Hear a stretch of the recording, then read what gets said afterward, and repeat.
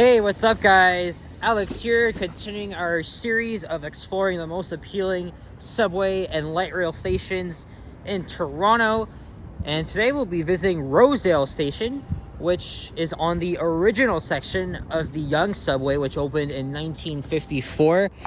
And that's downtown over there. And despite that we are very, very close to downtown, this is actually one of the least used stations. It saw about 4,000 people per day in 2024, or rather, better way to put it is daily. And the reason why this station doesn't see that many people is because there's a lack of major attractions. There's only one bus route that barely sees any high ridership. And we're also right next to one of the city's most affluent neighborhoods. This is where the rich people live, the Rosedale neighborhood, which is known for its multi-million-dollar houses here. Often very stunning and beautiful. But this is the first time in this series that we're going to be exploring one of the original stations of the line. It's crazy to think that this station is already 70 years old. But this is a look north. The tracks are, of course, as you can see, it's open cut and then it goes underground. To the next station, Summerhill. Let's give you a look around the station vicinity. There's multiple storefronts just north of here along Yonge Street. And then there's Ramsden Park. And then, of course, the downtown, well, at least the Yorkville skyline, of course. Let's get a thumbnail here first. At least one or two thumbnails I'll probably willing to add for the thumbnail. And what's actually, this station only changed very recently with the introduction of elevators and accessibility features. And I already did a video checking them out. I think it was back in October when the elevators were put into service. So this station was undergoing renovations, not renovations, but accessibility upgrades since 2022 approximately. And there's the bus platform here, which serves only one bus route. That is the 82 Rosedale. And look, there's the old school sign that is still standing. All right. It's kind of raining. Not really, but I thought it was going to start raining by now, but only a few raindrops. Actually, before we go inside, I'll give you a look at the station from here at street level. There's two pedestrian bridges, and there's one of the new elevators, and it's actually pretty unique because instead of hydraulic, they're traction. They're pretty epic if you ask me. All right, let's start our tour.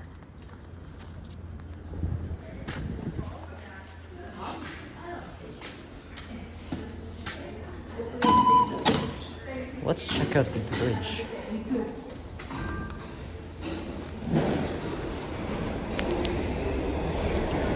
Look at that.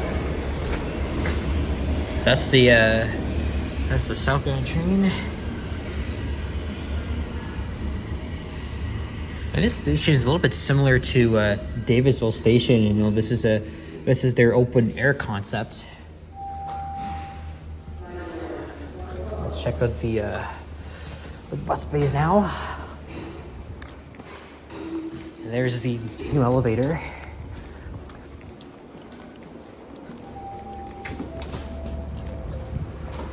Two minutes for the next 82 bus.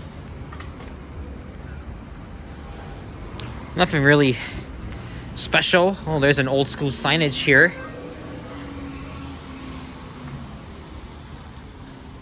And we'll check out the other pedestrian bridge. And then we'll check out the northbound platforms and then heading over to the southbound platform to wrap up the video. I have to be careful because, again, I feel like I'm being watched.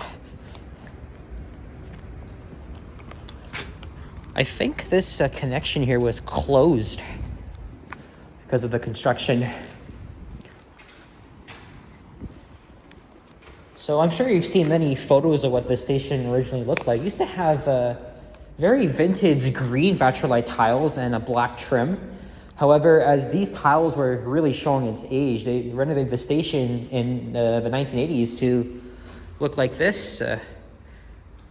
I would say it's like a lime green or something like that. It's very interesting.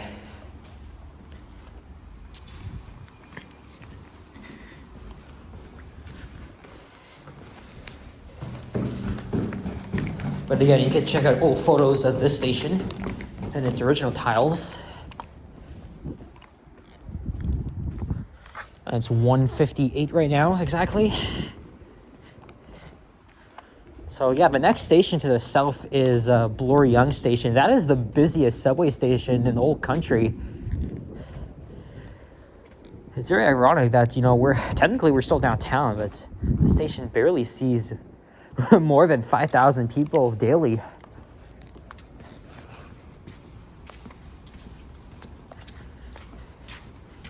I think we might have 2 trains arriving here at the same time. Both arrive in 2 minutes.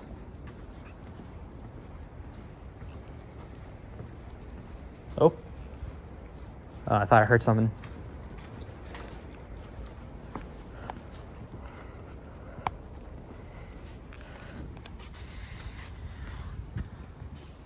This is where we are. I haven't seen a full system map though that actually tells you exactly where we are.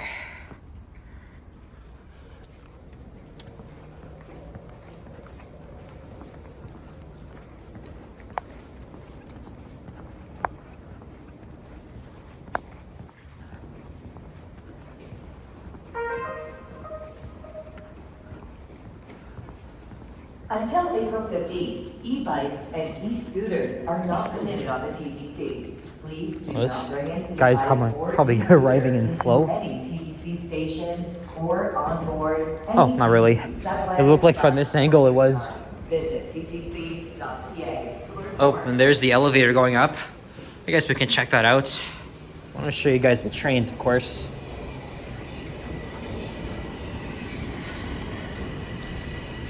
A little bit busy, but again, it's not even rush hour yet.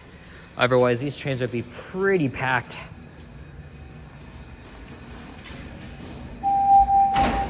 Line 1, form finish. Southbound train's gonna be coming in now. You could be able to see that here. Yep, I think you would.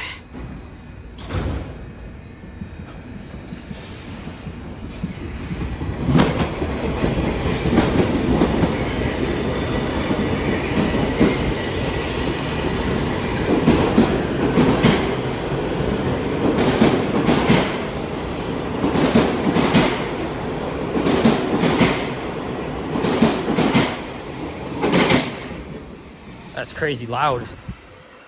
Okay, this girl here is using the elevator, so we're gonna... Actually, you know what? We'll do it anyway. We'll just wait for the next. Because I want to show you how much of an overkill this is. Because most of the elevators in the subway system are hydraulic. It's only this station and Woodbine that have traction. But now that lines 5 and 6 are open, almost all of their underground stations have just traction elevators, because most of them are just pretty deep.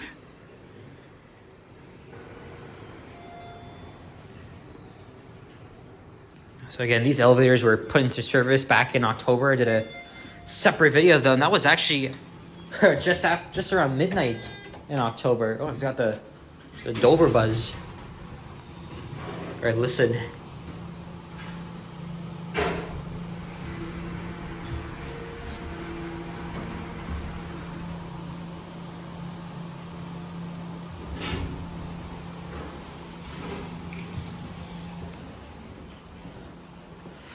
Bet you these are machine room-less elevators. Like, they don't have like their own machine room because it's literally inside the shaft.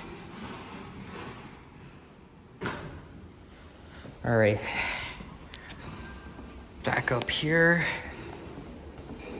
Now we'll be heading down to the southbound platform.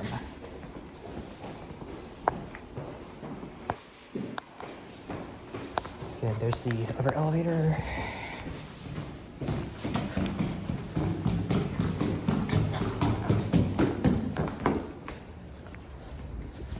Great. I'm gonna be taking the next southbound train, which arrives in 3 minutes. And I'll take it to the next station, which is Bloor Young, and then I'll transfer to line 2. All right, guys, that's it for this one. So thank you very much for watching, and if you enjoyed this video, please leave a like, comments, and subscribe if you haven't already. Stay tuned for more videos. Check out my others as well, and I'll see you guys on the next one. Take care, and peace out. Bye-bye.